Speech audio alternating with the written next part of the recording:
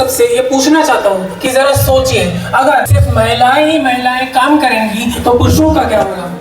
जरा सोचिए, अगर महिलाएं ही आर्मी में रहेंगी, महिलाएं ही खाना बनाएंगी, महिलाएं ही पेड़ से फल तोड़ेंगी, महिलाएं ही फार्मिंग करेंगी, तो पुरुष जाति क्या करेगी?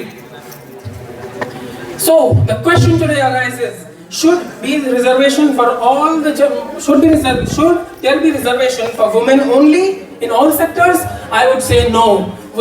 Women reservation should not be in all sectors. I say so because प्रकृति में दो जेंडर हुए, एक मेल एक फीमेल, लेकिन अगर हम रिजर्वेशन सिर्फ महिलाओं को ही देंगे तो पुरुष क्या करने के लिए कोई काम नहीं होगा। और हम भारत देश के नागरिक हैं, भारत देश में हमेशा से महिलाओं को देवी माना गया है। अगर देवियों को आप नाली में जाकर साफ सफाई करने के लिए भेजेंगे तो क्या वो सही होगा?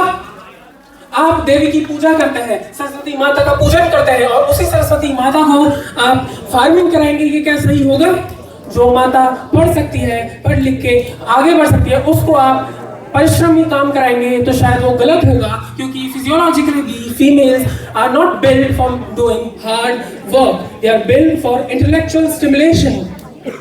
And I would also like to say that महिलाएं जरूर एक ही फील्ड में नहीं, हर फील्ड में दिखती हैं, लेकिन महिलाएं क्या युद्ध लड़ सकती हैं? क्या बैटल फील्ड पे महिलाओं को बोला जाता है कि आप युद्ध लड़िए? पुरुषों को बोला जाता है। बेशक ऑपरेशन सिंदूर में महिलाओं को खड़ा किया गया था कंडक्ट करने के लिए, लेकिन मैं आपको बता दूं, वॉर पुरुषों ने लड़ा था, महिलाओं ने नहीं। और मैं आप सबको ये भी बताना चाहता हूं कि सदियों से हमारा देश ये सोचता आया है कि महिलाओं को हम सुरक्षा, अगर हम ये कह रहे हैं कि हम महिलाओं को सुरक्षा देंगे, इसका मतलब ये है कि हम महिला हैं। ठीक उसी तरीके से अगर हम ये कह रहे हैं कि reservation for women should be implemented in all sectors, इसका मतलब हम ये कह रहे हैं कि वुमेन पहले से ही कमजोर है। अंत में मैं अपनी वाणी को विराम देते हुए ये कहना चाहूंगा कि हर फील्ड में वुमेन को रिजर्वेशन देना घुघुती के पंखों पर लगे एक कांटे की तरह है।